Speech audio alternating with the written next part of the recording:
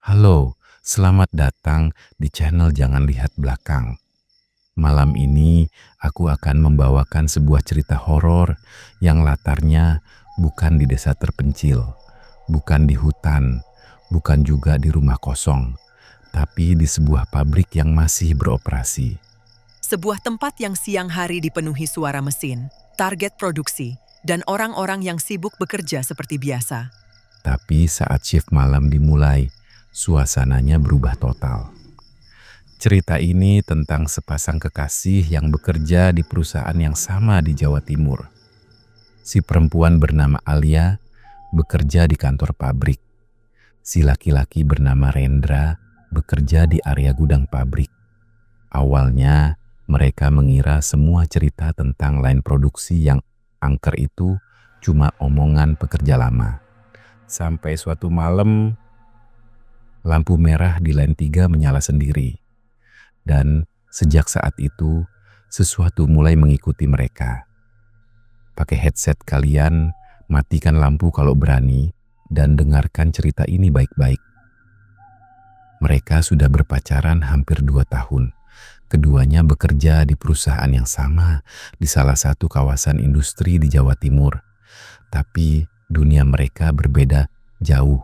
Alia bekerja di gedung kantor depan, bagian administrasi produksi.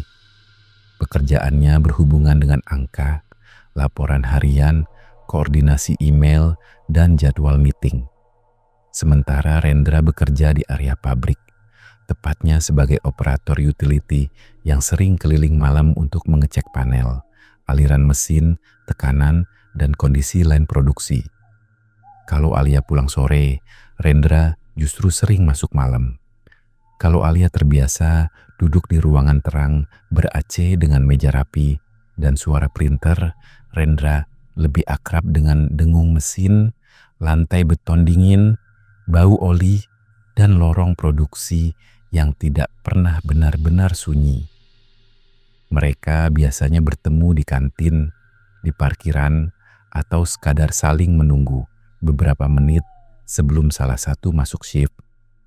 Alia sering bercanda kalau Rendra itu lebih mirip penjaga bangunan kosong daripada pegawai pabrik karena jadwalnya banyak di malam hari dan pekerjaannya sering membuat dia harus keliling sendiri ke area-area yang kalau siang tampak biasa saja. Tapi kalau malam berubah menjadi tempat yang rasanya seperti dunia lain. Luas, lembab, penuh bayangan, dan terlalu banyak sudut yang tidak bisa dilihat utuh dalam sekali pandang. Di perusahaan itu, seperti di banyak pabrik lain, selalu ada cerita yang diwariskan pekerja lama ke pekerja baru. Cerita tentang line yang tidak boleh dipanggil sembarangan. Tentang mesin yang tidak boleh disentuh saat alarm tertentu berbunyi walau panelnya tampak normal. Tentang area gudang yang katanya lebih baik tidak dilewati sendirian setelah tengah malam. Dan dari semua cerita yang beredar, yang paling sering disebut orang adalah soal line 3. Line 3 sudah lama tidak dipakai penuh. Jalur produksi itu masih aktif sebagian, tapi jauh lebih sepi dibanding line lainnya. Beberapa mesin masih hidup, sebagian hanya jadi cadangan, dan ada area di ujung line yang lampunya setengah mati, karena katanya panel distribusi di sana sering bermasalah. Tapi pekerja lama tahu yang bikin orang enggan berlama-lama di sana bukan cuma lampu yang redup. Ada cerita lama yang masih menempel di tempat itu. Menurut rumor yang beredar, bertahun-tahun sebelumnya pernah ada seorang pekerja perempuan meninggal saat shift malam di area itu. Tidak ada cerita yang benar-benar sama. Ada yang bilang dia tersangkut konveyor. Ada yang bilang kepalanya terbentur panel listrik. Ada juga yang bilang dia sebenarnya ditemukan jauh dari titik kerja, terbaring sendiri di dekat tombol emergency stop dengan mata terbuka dan mulut setengah tersenyum, sementara lampu indikator merah di line itu menyala terus sampai pagi. Tidak pernah ada penjelasan yang benar-benar seragam. Tapi satu hal yang diyakini, semua orang tetap sama. Sejak kejadian itu, lampu merah di lini 3 sering menyala sendiri, walaupun mesin utama tidak sedang berjalan. Pekerja senior biasa bilang, kalau lampunya nyala sekali, itu bisa jadi sensor. Kalau nyala 3 kali dan gak ada alarm, jangan berdiri lama-lama di situ. Waktu pertama kali mendengar itu, Rendra cuma tertawa. Arman, senior shift malam, yang sudah kerja belasan tahun di sana, langsung menepuk lengan Rendra dan berkata, "Di sini, kalau malam, mending terlalu hati-hati daripada terlalu berani." Rendra tetap menganggap itu cuma cerita pekerja lama untuk membangun suasana. Sampai suatu malam, justru Alia yang pertama kali melihat sesuatu yang tidak bisa dijelaskan. Sore itu hujan turun terus sejak jam 4. Langit di atas kawasan industri cepat sekali gelap. Alia masih lembur di kantor karena ada revisi laporan pengiriman. Sementara Rendra memang masuk shift malam. Sekitar jam 7:30, Alia turun ke lantai bawah untuk beli kopi dari vending machine dekat lobi belakang kantor. Area itu menghadap ke jalan kecil yang memisahkan gedung kantor dengan bangunan pabrik utama. Biasanya dari situ dia bisa melihat truk keluar masuk, forklift lalu lalang, atau pekerja shift malam mulai bergerak ke line masing-masing. Tapi malam itu hujan membuat semuanya tampak samar. Lampu-lampu jalan memantul di genangan dan siluet bangunan pabrik di kejauhan kelihatan lebih gelap dari biasanya. Saat itulah Alia melihat seseorang berdiri di dekat pintu samping menuju area produksi. Awalnya dia mengira itu Rendra. Tinggi badannya mirip, seragamnya juga sama. Orang itu berdiri diam menghadap pintu, seperti sedang menunggu seseorang. Alia bahkan sempat mengangkat tangan sedikit, berniat melambai. Tapi sebelum sempat memanggil, sosok itu bergerak sedikit ke samping dan dada Alia langsung terasa tidak enak. Gerakannya terlalu pelan.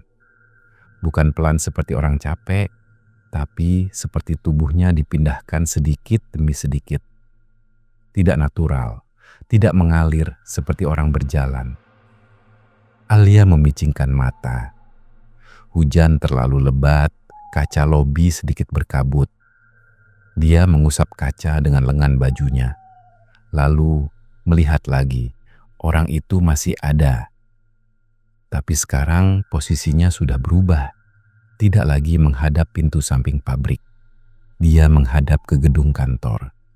Tepat ke arah Alia berdiri. Dari jarak sejauh itu, Alia tentu tidak bisa melihat wajah jelas. Tapi entah kenapa, dia yakin orang itu sedang menatap lurus ke arahnya.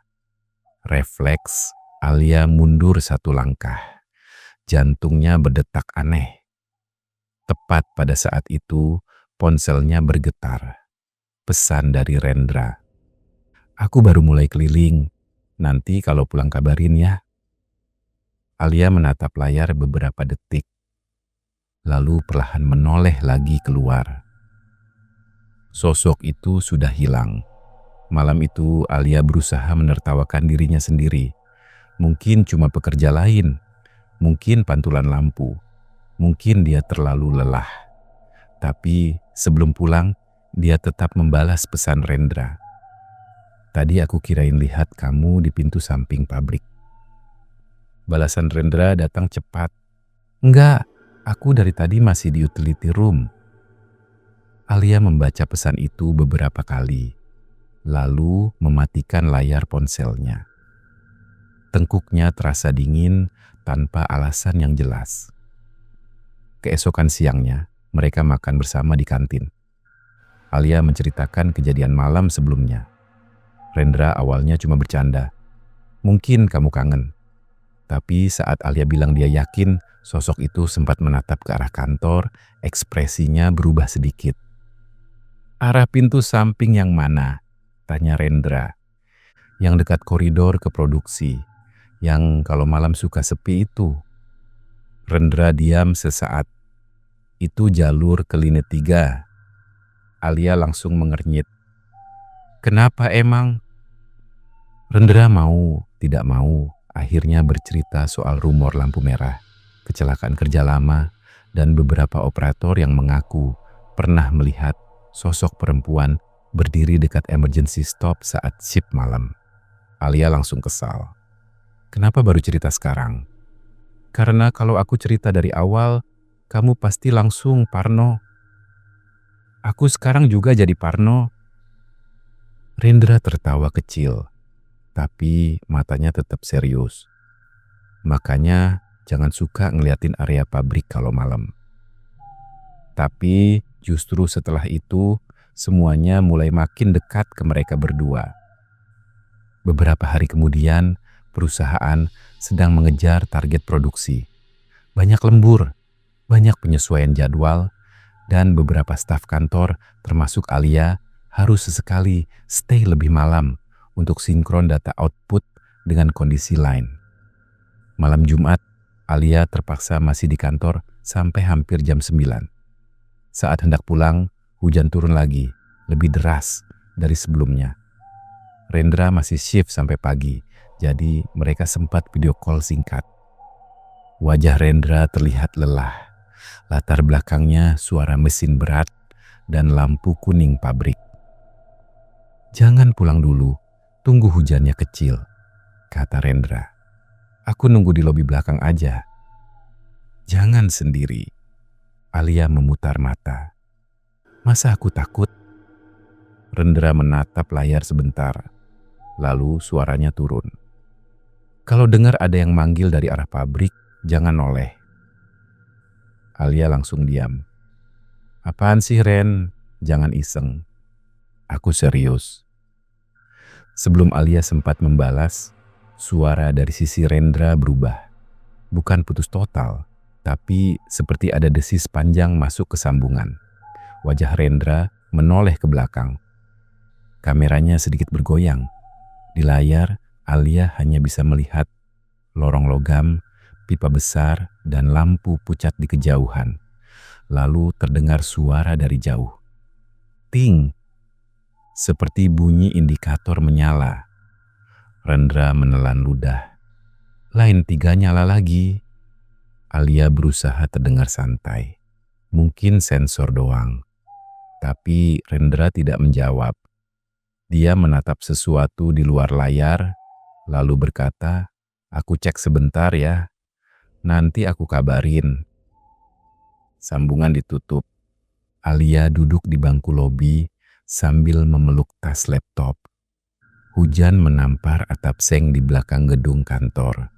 Dari jauh, bangunan pabrik tampak seperti blok hitam besar dengan jendela-jendela sempit. 5 menit berlalu. Rendra belum menghubungi lagi. Lalu ponsel Alia bergetar. Voice note, dia langsung membukanya. Awalnya cuma suara napas Rendra. Lalu langkah kaki cepat. Lalu suara hujan jauh. Lalu suara Rendra berbisik sangat pelan, seolah takut terdengar seseorang. Alia, tadi aku lihat ada orang masuk ke ujung line. Voice note berhenti. Alia langsung menelepon balik. Tidak diangkat. Dia mencoba lagi. Masih tidak diangkat. Beberapa detik kemudian, pesan masuk dari Rendra. Aku nggak bisa telepon. Sinyal jelek. Aku kejar dulu. Kukira operator malam. Alia menatap layar ponselnya lama sekali. Ada rasa tidak enak yang datang begitu cepat sampai perutnya seperti diremas dari dalam. Sebelum sempat dia memutuskan harus menunggu atau cari bantuan, ponselnya bergetar lagi. Telepon masuk. Nama di layar. Rendra. Alia langsung angkat. Ren, kamu di mana? Tidak ada jawaban. Hanya suara desis. Lalu suara seperti kain bergesek dengan logam. Rendra. Masih tidak ada jawaban. Lalu sangat pelan, sangat jauh, terdengar suara perempuan tertawa kecil. Alia merasa darahnya langsung dingin. "Rendra!" Sambungan terputus. Kali ini Alia tidak menunggu. Dia langsung lari ke pos satpam dekat koridor produksi. 2 orang satpam yang berjaga malam, Pak Darto dan Rizal, langsung bangkit melihat wajah Alia yang sudah pucat. Dengan napas putus-putus Alia menjelaskan kalau Rendra masuk ke area lain 3 dan teleponnya aneh. Pak Darto yang sudah tua langsung berubah ekspresi. "Mas Rendra ke sana sendirian?" "Iya, katanya ada orang masuk ke ujung lain." Pak Darto langsung meraih senter besar dan handy talkie. "Rizal, ikut." Mereka bertiga bergerak ke area produksi lewat pintu samping. Begitu melewati koridor menuju line, suara pabrik terasa berubah. Area lain masih normal. Mesin berdengung, kipas industri berputar, alarm forklift sesekali berbunyi. Tapi semakin dekat ke line 3, semua suara seperti tertutup lapisan lain. Lebih jauh, lebih berat. Udara juga terasa jauh lebih dingin. Lorong menuju lini 3 sempit, diapit panel listrik dan pipa besar. Di ujungnya ada ruang terbuka dengan konveyor lama, rangka besi, dan beberapa mesin cadangan yang sudah jarang dipakai. Lampu di area itu setengah mati. Beberapa menyala, beberapa berkedip. Lalu mereka melihat lampu indikator merah di salah satu emergency post. Menyala, mati, menyala, mati, lalu menyala 3 kali cepat. Pak Darto langsung berhenti, wajahnya kaku. "Jangan maju sendiri." "Mas Rendra!" teriak Rizal. Tidak ada jawaban. Alia mencoba menelepon lagi. Kali ini ponsel Rendra aktif. Suara ringtone terdengar dari depan. Mereka mengikuti bunyinya. Di dekat ujung konveyor lama, ponsel Rendra tergeletak di lantai. Layarnya retak, masih menyala. Tapi Rendra tidak ada. Alia merasa lututnya lemas. "Rendra!" Pak Darto menyapu area dengan senter. "Mas Rendra!" Lalu dari sisi paling ujung lain, dekat tirai plastik tebal yang memisahkan area lama dan gudang bahan, terdengar suara logam dipukul pelan. Tang, sekali, lalu lagi, tang. Alia menoleh refleks ke sana. Dan di sela tirai plastik yang sedikit terbuka, dia melihat sosok perempuan, berdiri diam, rambut panjang, seragam pabrik pucat yang warnanya sudah tidak jelas. Kepala menunduk, tangan kiri menggantung lurus, tangan kanan memegang sesuatu merah. Cahaya senter Pak Darto bergerak ke arahnya. Sosok itu mundur setengah langkah, tapi bukan seperti orang mundur biasa. Tubuhnya seperti diseret gelap di belakangnya, lalu hilang di balik tirai. Alia langsung memegang lengan Pak Darto. "Itu siapa?" Pak Darto tidak menjawab. Suaranya justru turun sangat pelan. "Jangan kejar."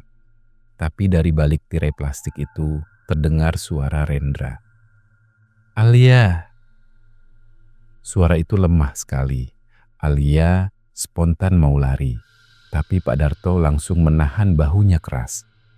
"Jangan. Kalau dia manggil dari dalam situ, belum tentu itu dia." Kalimat itu membuat Alia membeku.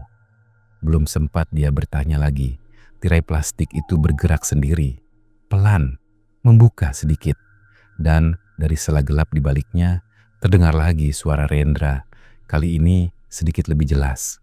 "Alia, jangan pulang dulu."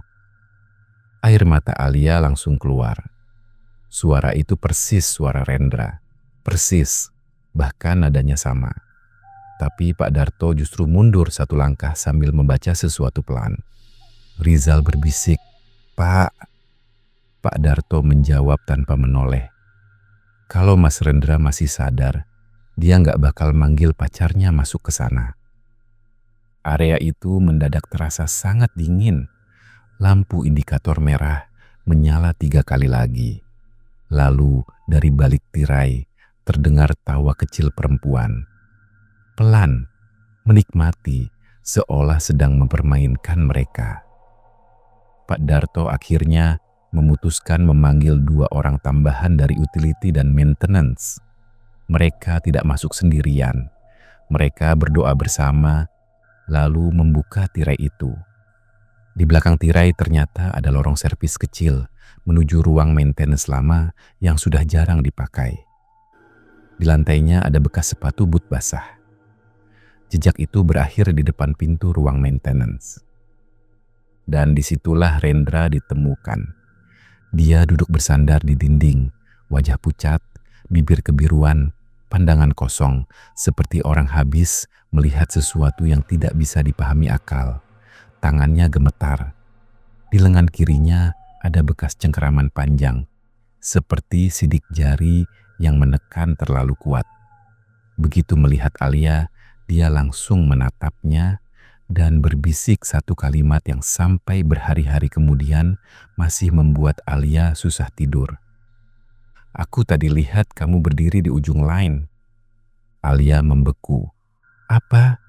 Rendra menelan ludah. "Aku kira kamu nyusul ke pabrik. Kamu berdiri dekat emergency stop. Diam, nggak jawab waktu ku panggil. Terus waktu aku dekatin, suaranya patah. Itu bukan kamu." Malam itu juga Rendra dibawa ke klinik perusahaan. Secara fisik, dia hanya dinyatakan syok berat dan kekurangan oksigen ringan karena sempat masuk ke ruang maintenance yang ventilasinya buruk. Tapi Rendra terus bersikeras, dia tidak masuk ke sana sendiri. Katanya, begitu dia melihat sosok yang dikira Alia berdiri di ujung lain, dia mengikuti. Sosok itu berjalan pelan ke balik tirai. Rendra memanggil, tapi Alia tidak menjawab. Saat dia mendekat, sosok itu menoleh. Dan wajahnya bukan wajah Alia. Bukan juga wajah yang bisa dia jelaskan utuh. Perempuan, sangat pucat, mata terbuka terlalu lebar. Senyum tipis, dan di dada kirinya ada bercak hitam, seperti bekas sesuatu menembus dari dalam seragamnya. Setelah itu, kata Rendra, dia tidak ingat apa-apa lagi selain satu bisikan perempuan yang terdengar sangat dekat di telinganya. "Kalau shift malam, jangan tinggalin aku sendiri." Setelah kejadian itu, Alia langsung minta Rendra resign. Tapi hidup nyata tidak sesederhana itu. Mereka sama-sama butuh kerja. Rendra mengambil cuti 3 hari. Alia sendiri sejak malam itu tidak pernah lagi mau menunggu lembur di lobi belakang kantor. Kalau harus pulang malam, dia lebih pilih menunggu ramai atau minta dijemput. Masalahnya, gangguan itu tidak berhenti di area pabrik. 2 malam setelah kejadian di Line 3, Alia yang sudah di kos menerima telepon dari nomor Rendra tepat jam 00.13. Saat diangkat, tidak ada suara Rendra. Hanya suara mesin jauh dan tawa perempuan kecil seolah berasal dari balik panel logam. Alia langsung menutup telepon. Besok paginya, dia memprotes Rendra. Tapi Rendra menunjukkan ponselnya. Tidak ada riwayat panggilan ke Alia malam itu. Rendra sendiri mulai sering mimpi buruk. Dalam mimpinya, dia selalu kembali ke Line 3. Tapi Line itu tidak kosong seperti dunia nyata. Penuh pekerja, semua memakai seragam lama. Semua berdiri menghadap mesin. Tidak ada yang bergerak. Lalu satu persatu kepala mereka menoleh ke Rendra tanpa tubuhnya ikut berputar. Di ujung lain, perempuan yang sama berdiri sambil menekan emergency stop merah dengan satu jari. Ting! Lampunya menyala. Lalu dia bilang, "Masuk lagi, aku belum selesai." Yang lebih mengerikan, Alia mulai ikut bermimpi tempat yang sama. Padahal dia tidak pernah benar-benar masuk terlalu jauh ke area itu sebelum malam kejadian. Dalam mimpinya, dia berdiri di lorong kantor yang perlahan berubah menjadi lorong pabrik. Lampu-lampu panjang di atas kepalanya berkedip. Dari jauh, Rendra memanggil namanya. Tapi tiap kali Alia mendekat, suara Rendra pindah ke arah lain. Sampai akhirnya dia sadar suara itu tidak datang dari depan, tapi dari bawah konveyor. Akhirnya mereka memberanikan diri bertanya ke pekerja lama. Dari merekalah cerita yang lebih utuh keluar, walau tetap setengah-setengah. Dulu memang pernah ada pekerja perempuan meninggal di lini 3 saat shift malam. Namanya Rini. Dia operator inspeksi visual. Orangnya pendiam, rajin, dan katanya sedang menabung buat menikah. Malam dia meninggal, line seharusnya tidak terlalu sibuk. Tapi emergency stop menyala mendadak. Line berhenti. Dan waktu dicek, Rini ditemukan terbaring sendiri di dekat panel servis, jauh dari titik kerjanya. Tidak ada satu orang pun yang benar-benar melihat kejadian itu. Ada yang bilang dia terpleset. Ada yang bilang dia lihat sesuatu di atas konveyor saat line kosong. Ada juga yang bilang sebelum meninggal, Rini sering mengadu, mendengar suara perempuan menangis. Di ujung line, tepat jam 1 malam. Sejak itu, pekerja shift malam punya aturan tak tertulis. Kalau lampu merah di line 3, menyala 3 kali tanpa alarm, jangan panggil nama siapapun. Jangan ikuti sosok yang terlihat seperti orang yang kamu kenal. Dan kalau dengar ada yang minta ditemani, jangan jawab. Alia marah waktu dengar semua itu. Kenapa tempat kayak gitu masih dipakai? Jawaban senior mereka sederhana, dingin, dan sangat khas dunia industri. Karena line gak bisa tutup cuma gara-gara cerita. Kalimat itu justru membuat semuanya terasa lebih menyeramkan. Karena artinya apapun yang ada di sana harus berbagi tempat dengan orang-orang yang tetap bekerja setiap malam. Puncaknya terjadi sebulan kemudian. Malam itu Alia lembur lagi. Tapi kali ini dia sudah berjanji tidak akan menunggu di lobi belakang. Rendra juga kebetulan shift malam. Sekitar jam 10:30, listrik area kantor sempat drop beberapa detik karena gangguan panel. Lampu mati, genset menyala, lalu normal lagi. Semua orang panik sebentar, lalu lanjut kerja. Tapi setelah sistem menyala, Alia mendapati satu email masuk di komputernya. Subjeknya kosong, pengirimnya tidak ada nama, hanya deretan karakter acak. Isinya cuma satu kalimat. Tolong bilang, Rendra jangan bohong. Dia tadi janji balik. Alia langsung dingin. Dia screenshot email itu dan kirim ke Rendra. 5 menit, tidak dibalas. 10 menit, tidak dibalas. Akhirnya Alia menelepon, tidak diangkat. Lalu dari arah jendela kantor yang samar menghadap pabrik, lampu merah kecil terlihat menyala di kejauhan. Sekali, 2 kali, 3 kali. Tanpa sadar Alia langsung berdiri. Lalu ponselnya bergetar. Pesan dari Rendra. Jangan datang ke line. Apapun yang kamu lihat dari kantor, jangan datang. Alia belum sempat membalas saat telepon meja kantornya berdering. Padahal jam segitu seharusnya tidak ada lagi yang memakai line internal. Alia angkat. Halo. Di seberang suara perempuan, lembut, serak tipis. Tolong bilang dia jangan tinggalin aku lagi. Sambungan mati. Malam itu Alia nekat turun, tapi tidak sendirian. Dia ajak satpam kantor dan supervisor produksi untuk cari Rendra. Saat sampai di dekat koridor menuju line 3, suhu area itu aneh sekali. Sangat dingin dibanding area lain. Dan di lantai dekat emergency post ada jejak sepatu boot Rendra berdampingan dengan jejak kaki telanjang kecil yang basah. Jejak itu masuk ke area lain, tapi hanya jejak Rendra yang keluar lagi. Rendra akhirnya ditemukan di musyola kecil dekat area utility. Dia duduk sendirian, wajah pucat, bibir komat kamit, membaca doa berulang-ulang.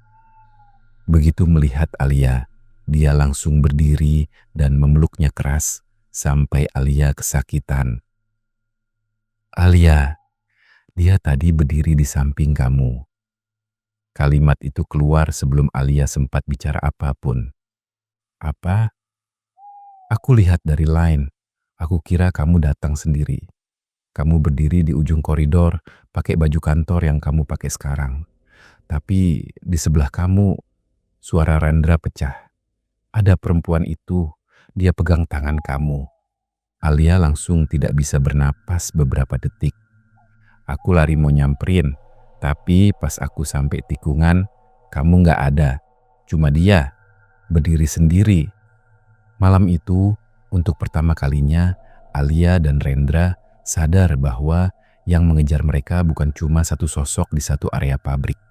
Sesuatu itu sudah mulai masuk ke ruang di antara mereka, memakai suara, rupa, dan kebiasaan yang paling mereka kenal dari satu sama lain. 2 bulan setelah kejadian pertama, Rendra benar-benar resign. Alasan resminya kelelahan dan masalah kesehatan. Tapi Alia tahu alasan sebenarnya. Sejak keluar dari pabrik itu, gangguan memang berkurang. Bukan hilang, tapi berkurang. Telepon aneh tidak datang lagi. Lampu merah tidak muncul setiap malam di mimpi mereka. Namun, sampai sekarang, setiap kali Alia melewati kawasan industri itu malam-malam, dia selalu melihat ke arah bangunan produksi yang lama. Dan kadang, hanya kadang, di salah satu jendela tinggi yang menghadap koridor lain, dia merasa ada seseorang berdiri diam di balik kaca. Perempuan, pucat, rambut panjang, dengan lampu indikator merah menyala pelan di dekatnya, seolah sedang menunggu shift malam dimulai lagi.